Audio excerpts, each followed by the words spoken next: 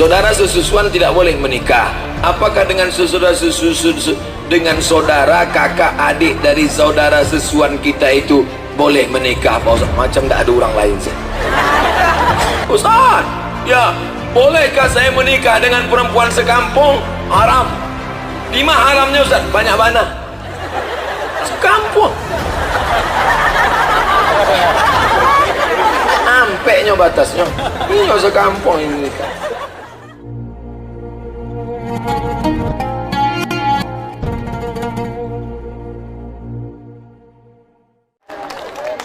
Pilih pertanyaan yang agak bergizi sedikit Ustaz. Jangan pertanyaan ini, banyak pertanyaan yang tak betul. Ustaz, Nabi Adam sama Hawa nikah, pak kuahnya siapa? Apa pula kau tanya itu? Apa gunanya? Bertanyalah, kira-kira pertanyaan itu menambah iman, pertanyaan yang menambah kualitas ibadah, pertanyaan yang kira-kira membuat hati takut kepada Allah, pertanyaan yang kira-kira membuat kita menjadi berpegang teguh pada ahlus sunnah wal jamaah.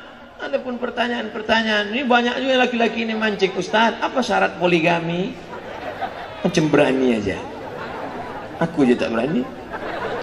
Saudara yang dimuliakan Allah Subhanahu wa taala, ini ada beberapa pertanyaan dari masyarakat untuk saya jawab. Nama lengkap Bapak T, nama lembaga PSHT, alamat Sinunukan. Assalamualaikum WRWB. Main singkat-singkat aja sekarang. Bagaimana hukumnya bila umroh menggunakan biaya cicilan kredit? Saya sangka mobil sama rumah aja kredit, umroh pun kredit, panci pun kredit. Satu-satunya yang lunas di rumah tuh bininya aja. Bini pun kredit. Parah Pak Gua. Bini harus lunas. Aku nikahkan engkau dengan anakku dengan mahar sebentuk cincin emas tunai, sah. Tak boleh kredit. Apa hukumnya umroh kredit? Kalau pakai bank konvensional haram karena akadnya riba. Tapi kalau ngutangnya itu minjam, tidak pakai bunga, hukumnya boleh. Mana dalilnya? Kitab Majmu' Fatawa. Ceritanya tentang masalah akikah kurban. Kurban bulan Zulhijjah. Padi panen Muharram. Dari Zulhijjah ke Muharram 20 hari. Karena Zulhijjah motongnya tanggal 10. 20 hari panen. Lalu pinjam, Pak Kades, pinjam duit 2,5 juta Pak Kades. Saya mau beli kambing, nanti saya bayar Muharram. Boleh hukumnya. Boleh berhutang untuk ibadah. Tapi syarat ada yang mau panen. Yang tak boleh itu, Pak Kades pinjam 2,5 juta aku mau kurban. Bayarnya apa? Kuserahkan pada Allah SWT. Itu tak boleh. Jadi yang punya kebun sawit, yang punya karet, yang punya kebun ubi, yang punya sayur, bisa dia cicil, maka berangkat umroh. True story, kisah nyata, sahabat saya, kawan saya ngajak jamaah pergi umroh. Ibu ini nanam cabai. Cabainya kalau panen 300.000. Bu, mau pergi umroh? Mau. Tapi saya nggak ada uang. Berapa DP-nya? 300.000. Akhirnya 300.000 dia bayarkan. Panen sekali lagi cabainya 4 juta. Panen sekali lagi 4 juta. Panen sekali lagi 4 juta. Dengan niat baik. Siapa punya kuasa? Innama amruhu iza arada syai'an ayakula lahu kun. Oleh sebab itu jangan pernah putus asa dari rahmat Allah. Niat baik, Allah kasih kebaikan. Cerita tentang ibu-ibu tanam cabai 300.000, tiba-tiba panen 4 juta, bisa berangkat umroh. Kisah nyata sahabat saya, nama tak boleh saya sebut, di Pekanbaru. Begitu kalau Allah memberikan kebaikan. Maka niat baik, pikir baik, buat baik, Allah kasih kebaikan. Bagaimana hukum laki-laki memegang tangan perempuan? Normal. Yang bahaya tuh laki-laki memegang tangan pas kita sedang duduk ceramah, tiba-tiba dipegangnya. Saya kalau ada gitu ngelompat, saya gawat kawan nih. Kamu ya. Na'udzubillah. Maksud pertanyaan ini bersalaman dengan perempuan yang tak mahram. Ustaz Somad. Jangan pegang tangan perempuan yang tak mahram. Malah Ustaz Somad pandai ngomong aja. Tadi kami tengok itu di Benar Meriah, Ustaz pegang tangan. Nenek tak apa-apa. Sembahyang mak kita. Datanglah, Ustaz Somad, kau udah macam mana aku nak? Sehat mak, tak apa-apa. Tapi kalau anak gadis jangan. Anak gadis tak boleh. Li ayyut'ina ala ra'si ahadikum. Dicucukkan paku dari api neraka ke kepala kamu. Khairun. Lebih baik. Min antamus sayadam ra'atin la tahillu lahu. Daripada memegang tangan perempuan yang tak mahram. Makanya saya di kampus, 10 tahun dah saya mengajar, tak pernah saya pegang tangan mahasiswi. Datang mahasiswi, Ustaz, terima kasih ya Ustaz. Asal nampak dia ngulurkan tangan cepat-cepat gini. Ini tak pernah saya pelajari di Mesir. Ini saya pelajari dari Mahabharata.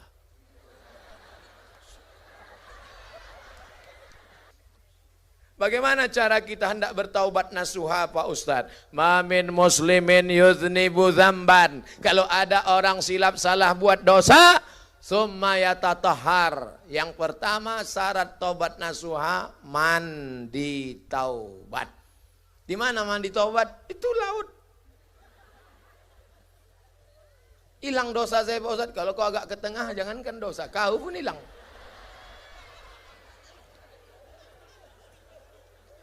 Mana yang dulu basah Pak Ustadz? Tergantung. Kalau kau masuknya pelan-pelan, kaki duluan. Kalau kau salto, kepala duluan. Tak penting mana basah duluan. Ini orang ini banyak nanya yang tidak-tidak. Ustadz, saya mau mandi taubat. Saya pergi ke tepi sungai. Kira-kira saya mau menghadap ke kiblat atau membelakang kiblat? Kau hadap aja kain kau, jangan dilarikan orang, udahlah. Tanya yang tidak-tidak. Habis mandi taubat, sholat sunat taubat. Usolli sunnat taubat. Tak perlu disebutkan dosanya. Yang bilang usolli sunat taubat karena sudah mengganggu bini tetangga kemarin dulu. Nanti didengar kawan sebelah, bini siapa? Mandi taubat, sholat sunat taubat, habis itu istighfar. Assalamualaikum warahmatullahi wabarakatuh. Assalamualaikum warahmatullahi wabarakatuh. Astaghfirullah Rabbal baraya. Astaghfirullah minal khataya. Menangis meneteskan air mata lebih bagus. Tapi yang sudah nikah jangan kalian nangis kuat-kuat. Nanti bini kalian bangun. Abang nangis kenapa bang? Nangis kenapa? Dosa Adinda. Mana ada dosa? Kita dulu kan nggak ada pacaran. Bukan sama kau. Sama mantan. Hancur dunia persilatan. Jangan. Pokoknya kalian nangis, diam aja. Nangis aja.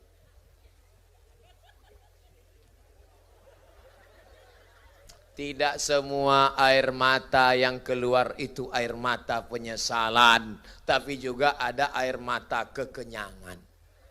Ada binatang, dia tidak punya pori-pori. Kita kalau capek lari, keringat keluar dari binatang ini. Kalau dia capek berkeringat atau kekenyangan, tak ada pori-porinya. Maka saluran airnya keluar dari air mata. Nama binatang itu buaya. Maka disebut air mata. Kalau buaya menangis jangan percaya bahwa itu penyesalan. Tapi itu adalah kekenyangan. Kira-kira yang di rumah itu jenis itu tidak? Tapi jangan silap. Binatang yang paling setia adalah buaya. Makanya orang Betawi kalau nikah itu pakai roti buaya. Buaya kalau sudah itu pasangannya tak bisa berpindah ke lain hati.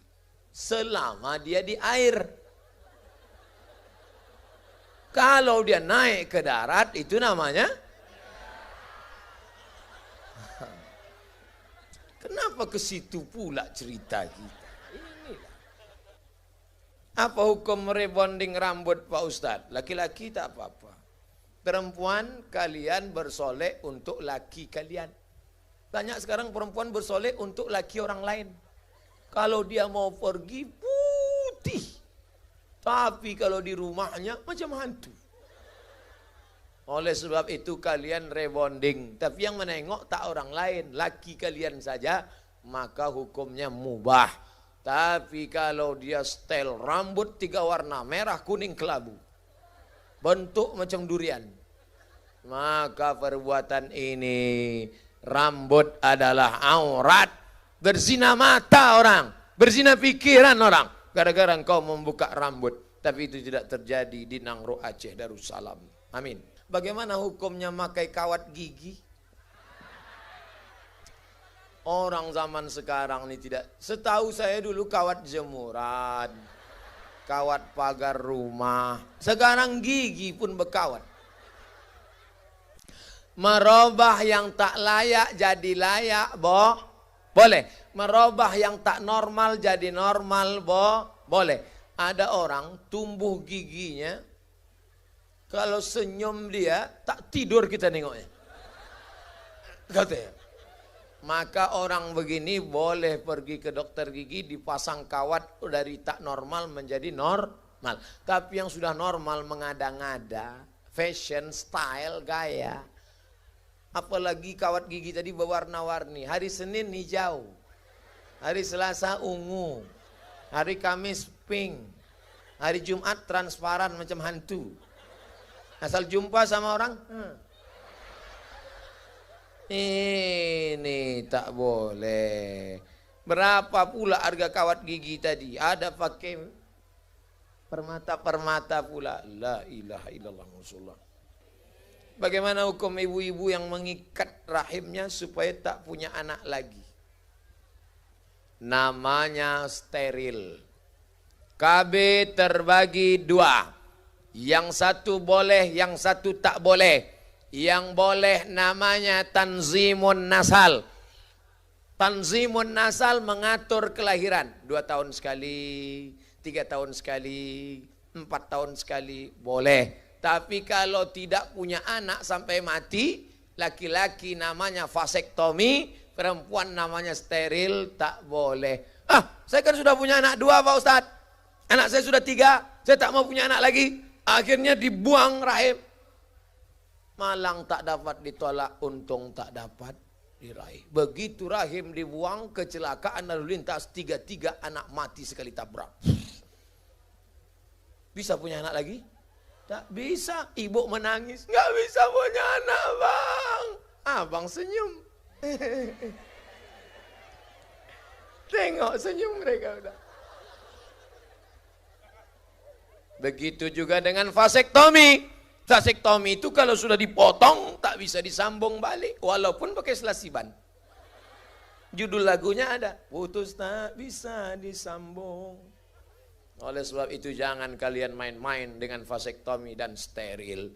Adapun yang membuat pengaturan 2 tahun sekali hamil, 3 tahun sekali hamil, boleh. Apa pula kalian atur-atur masalah anak ini? Berapa banyak orang 10 tahun ingin punya anak, tak punya anak. Kalian nikah Januari, April punya anak. Alhamdulillah. Apa pula alhamdulillah?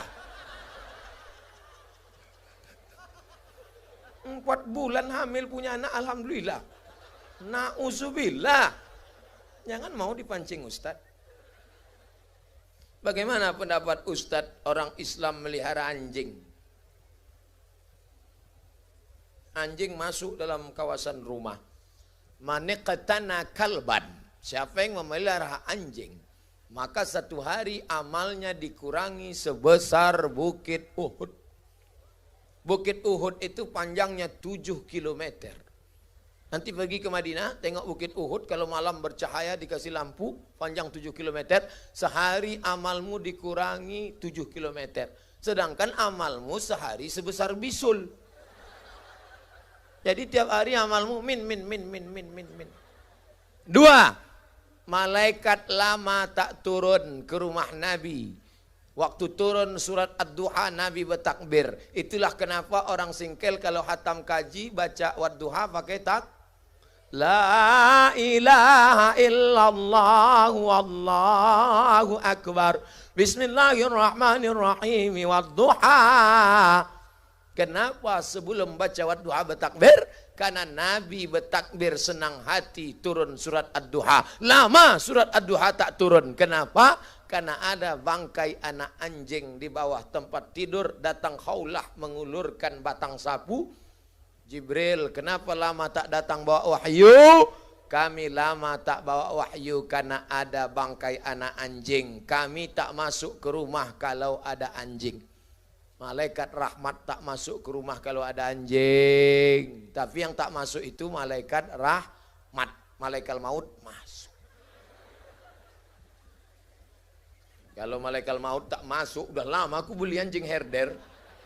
Beli agak 10 biji. Asal datang malaikat maut, au, au. Jangan kalian potong video aku menggungung tadi. Bagaimana tanggapan kami kalau ada yang bertanya, jika senyum adalah ibadah, kenapa pakai cadar? Buat setan ngasih inspirasi ya.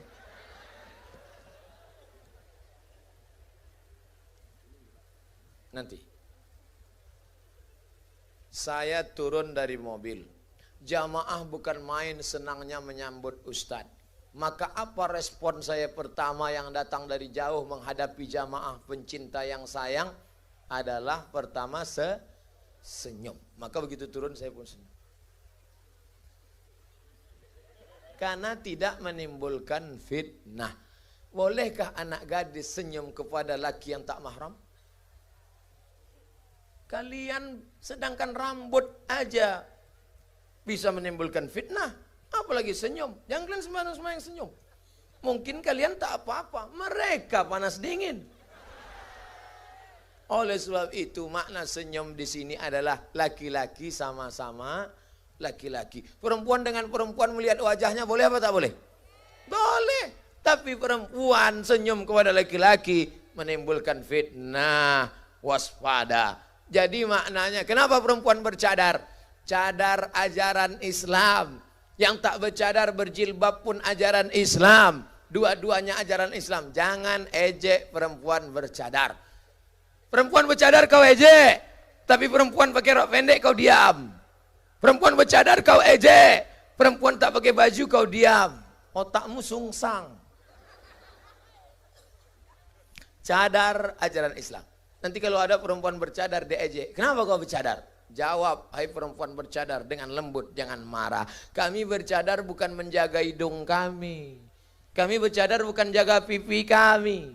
Kami cadar bukan jaga bibir kami. Kami bercadar menjaga mata lakimu yang gatal. Oleh sebab itu bukan halangan perempuan bercadar untuk senyum ke wajah saudaranya.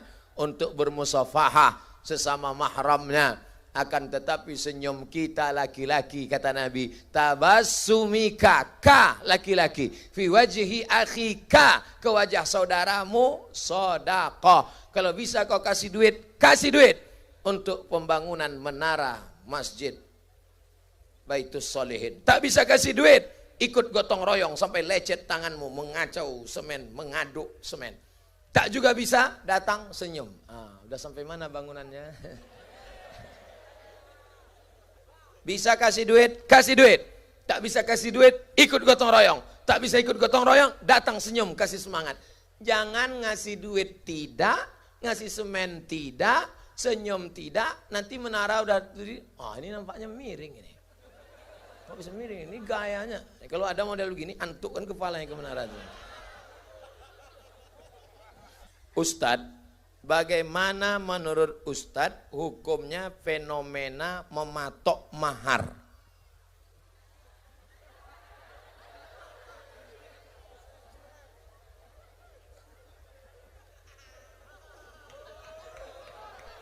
Pak, saya bukan mendikte Bapak, cuman mau tanya. Sini saja Pak, sekejap aja. Sudah nikah apa belum? Belum nikah? Sudah nikah? Sudah nikah? Sini sebentar. Tak boleh orang lain tahu, ini bicara kami empat mata.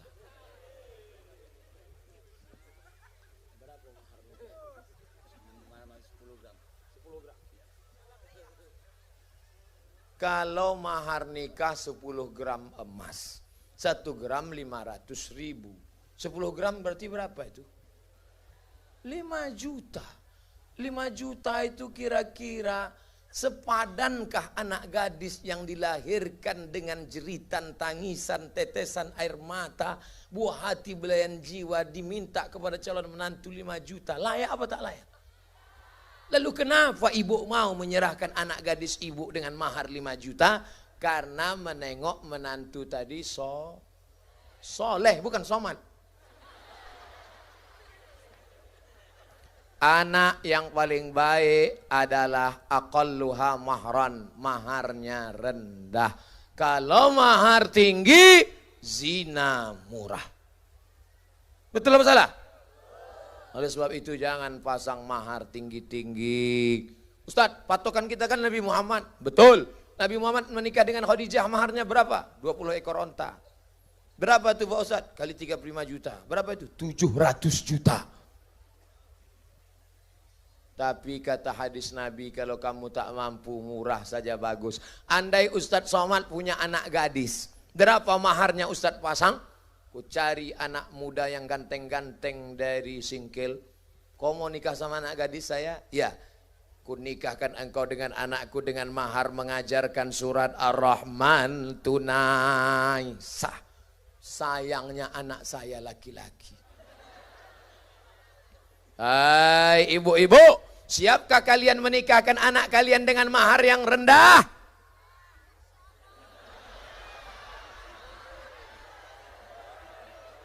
Apa boleh buat nasib kalian anak lajang? Paksalah kalian cari barang impor nampaknya.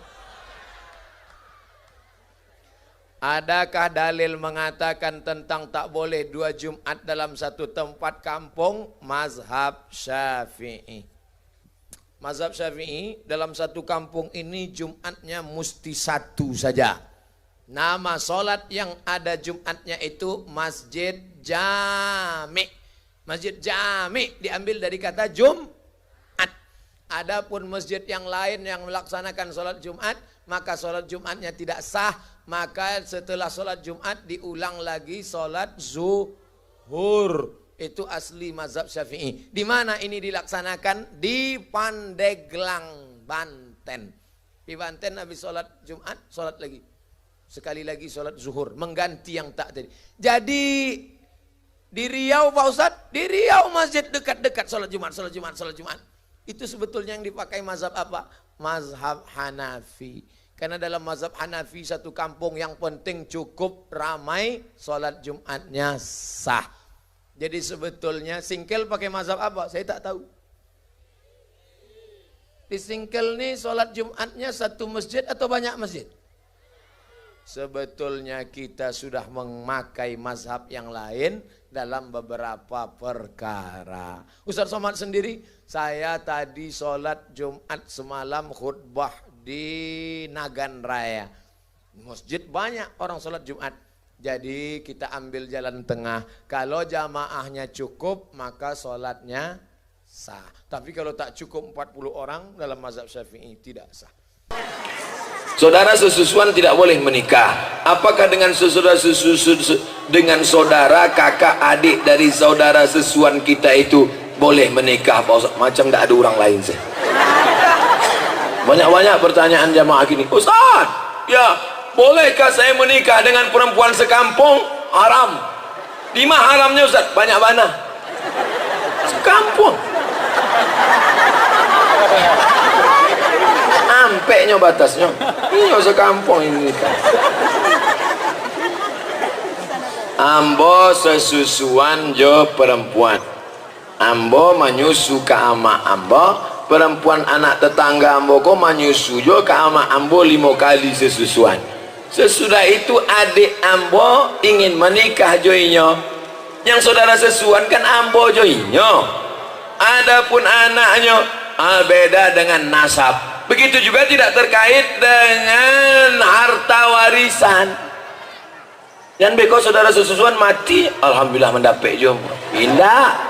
Dapat iko masalah nikah. Hurriman alaikum ummahatukum, diharamkan bagi kamu menikahi emak kamu.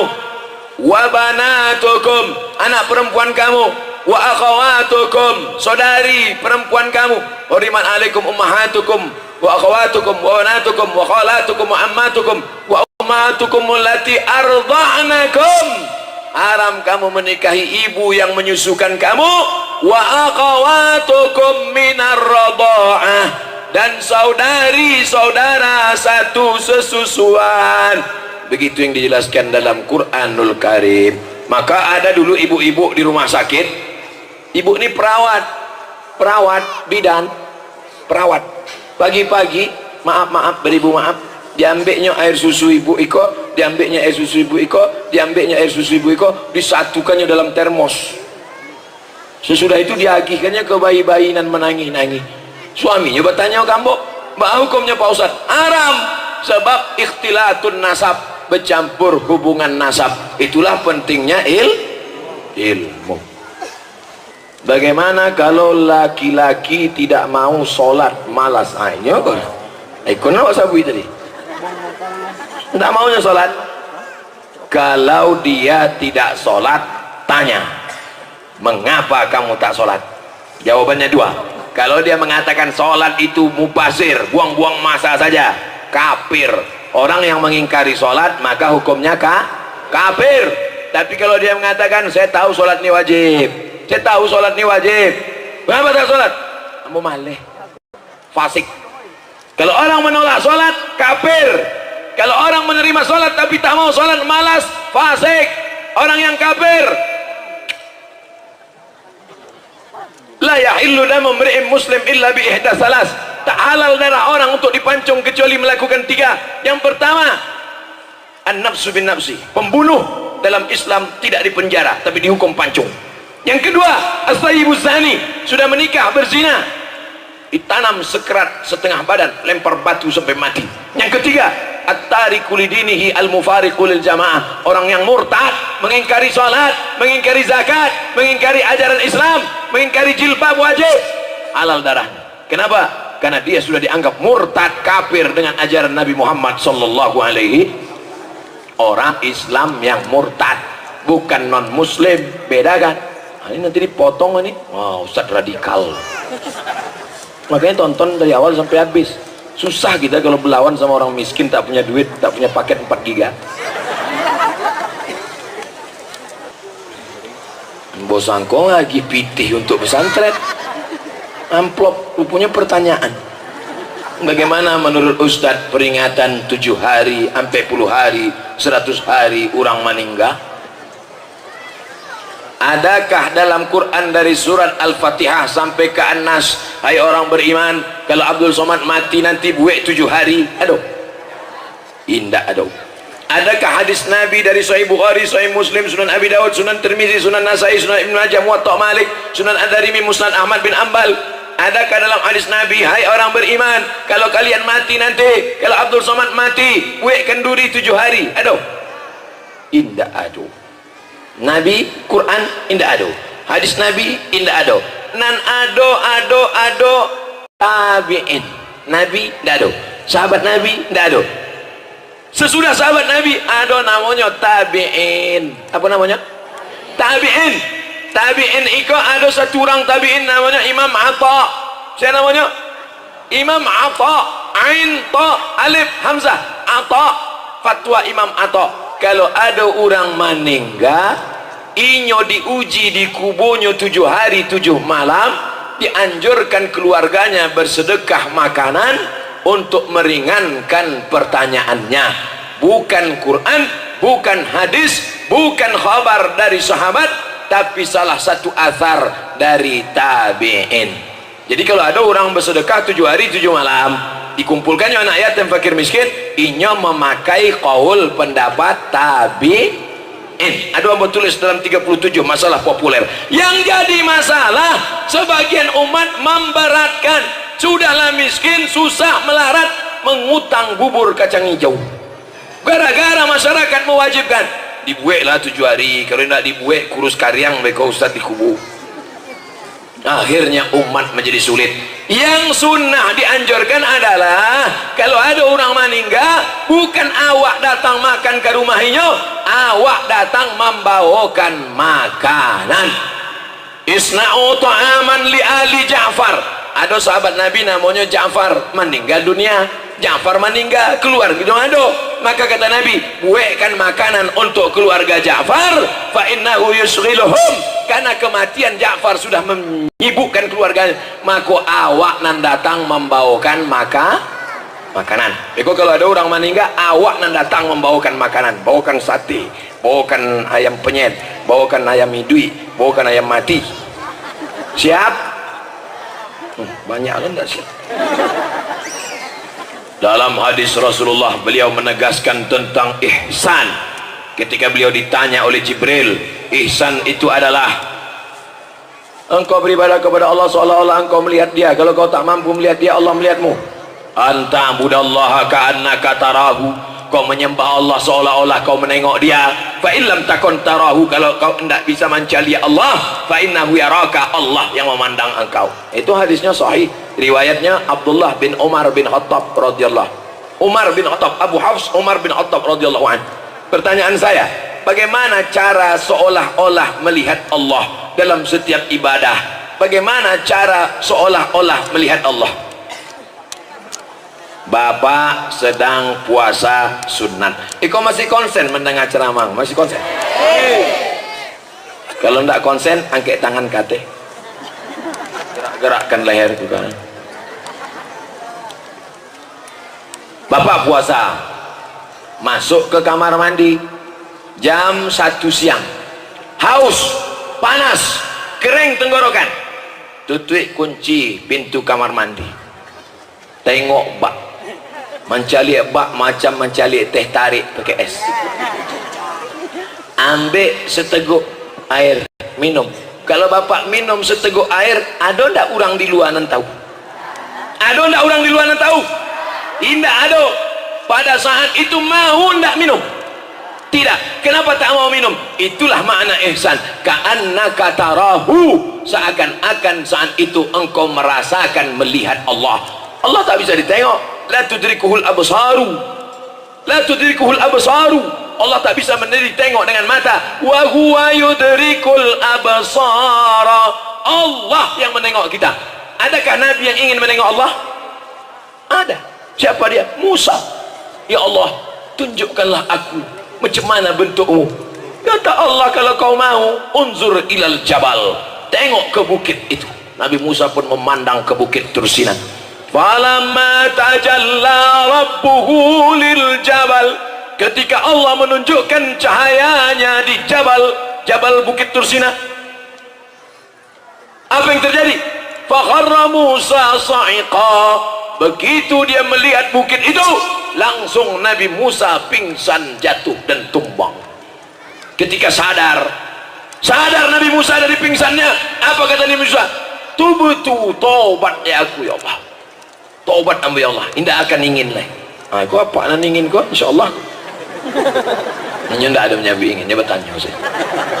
Lalu datanglah orang bertanya kepada Abdullah bin Abbas, ahli tafsir, sahabat Nabi yang paling hebat. Abdullah bin Abbas, yo, apa yang dicaliak Nabi Musa di atas bukit Tursina itu? Bukan Allah yang nampak di atas bukit Tursina, baru cahaya keagungannya. Sebesar apa cahaya yang ditengok Nabi Musa? Abdullah bin Abbas tidak menjawab, ini hanya memberikan isyarat. Rupanya cahaya yang nampak Nabi Musa di atas bukit Tursina itu segadang pingsannya. Padahal Nabi yang paling kuat adalah Nabi Musa. Dari mana Ustaz tahu Nabi Musa itu paling kuat?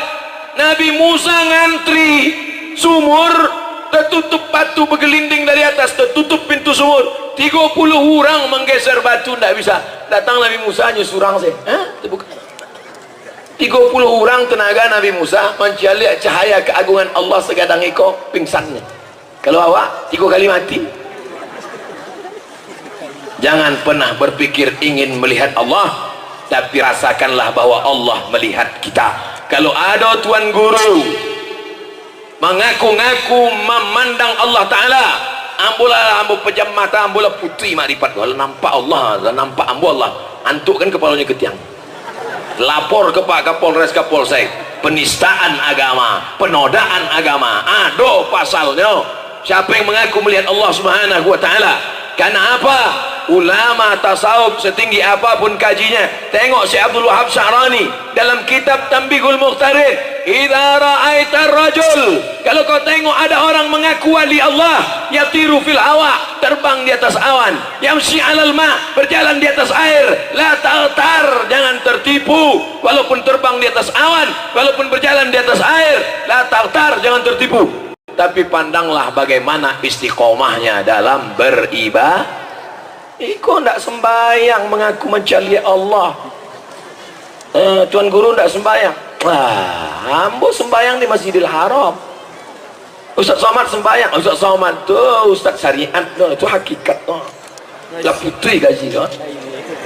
Bukan di situ memandangnya, tapi tengoklah. Makanya pesantren ini ingin menyelamatkan orang jatuh dari perbuatan bid'ah, khayal, ilustrasi, halusinasi, tapi diselamatkan dia dengan berpegang kepada Quran dan sunnah. Taraktu fikum amraini, kutinggalkan pada kamu tak banyak, dua perkara saja. Intamasaktum bihima, kalau kamu pegang yang dua ini, lan tadillu abada, tak akan sesat untuk selamanya. Kitab Allah Al-Quran dan sunnah Rasulullah sallallahu alaihi wasallam. Abu Bakar tidak menengok Allah, Umar tak menengok Allah, Ali tak menengok Allah. Tiba-tiba ada orang sekarang mengaku menengok Allah, laporkan ke Kapolres, penistaan agama, aliran sesat, masukkan ke penjara, baru dia tahu. Saya sudah menikah 4 tahun, alhamdulillah istri sudah 3, hamil 3 bulan. Namun 1 bulan terakhir ini istri sering sakit perut, sehingga saya tidak tega melihatnya. Lalu saya sampaikan kepada istri, jika kamu tak kuat, gugurkanlah. Berdosakah saya menyampaikan kalimat tersebut, Pak Ustaz? La taqfu ma laysa laka bihi ilmun. Jangan kau bicara kalau kau tak punya ilmu. Ini suami tak punya ilmu. Yang punya ilmu tentang perut istrinya ini adalah SPOG, spesialis obgyn, spesialis kandungan. Maka pergilah ke Payakumbuh, datangi spesialis kandungan, diperiksalah perut istri tadi. Pas diperiksa, ada masalah tak dengan janinnya? Kata dokter SPOG, masalah bukan janinnya, terus jariang. Betapa kau sudah salah, suami. Itulah makanya kata Allah, la taqfu ma laysa laka bihi ilmun. Jangan engkau mengeluarkan hukum yang kau tak tahu, karena itu bukan bidangmu. Serahkan kepada ahlinya. Idza wusidal amru ila ghairi ahlihi, kalau diserahkan suatu perkara tidak pada ahlinya, fantaziris sa'ah, tunggulah kehancuran. Apa yang hancur? Janin anak di dalam hancur gara-gara suami yang tak paham. Hati-hati perempuan yang sakit perut, tanya suami. Suami itu membawa ke dokter, dokter memeriksa di USG. USG cali rupanya randang 3 piring. Patuhilah sakit. Tapi kalau ternyata memang janinnya pilihannya cuma 2, antara menggugurkan dengan mati. Bapak, pilihannya 2, Pak. Ini anaknya mesti diaborsi, gugurkan, atau istrinya mati. Bapak pilih mana? Biasa mati saya, Pak Dokter. Pilih mana? Kalau masuk awak ke hutan, makanan indah ado, pilihannya cuma 2, mati atau makan babi. Pilih mana? Pilih makan babi. Tak boleh awak pilih mati. Aku mati saya, Pak Ustaz. Jangan, cuba babi kos kita lo. Itu menyambungi duit saya. Goreng, ambil kicap sikit. Lama juga bu, tak boleh. Dalilnya apa? La tulqu bi aidikum ila tahlukah. Jangan kau jerumuskan dirimu ke dalam kematian dengan tanganmu sendiri. Maka awak mesti memilih antara 2. Kalau dokternya amanah, dokternya memang dipakai Majelis Ulama Indonesia untuk menetapkan hukum halal haram dalam makanan. Begitu juga dalam masalah kandungan, dokter mengatakan ini pilihannya cuma 2, Pak Ustadz. Kalau dilanjutkan janinnya ini nanti akan mati, akan ibunya mudarat. Tapi kalau mau diaborsi masih mungkin. Maka saat itu akhafud dararain, memilih mudarat teringan di antara yang berat, maka boleh aborsi dengan 2 syarat. Saran dari dokter amanah dan dari Ustadz. Bertanya kepada Ustadz Gus Rizal Gazahar, Ketua Majelis Ulama Indonesia Sumatera Jale. Jangan asal periksa. Mereka bini sakit paru nyodang apa kita. Lah cukup syarat.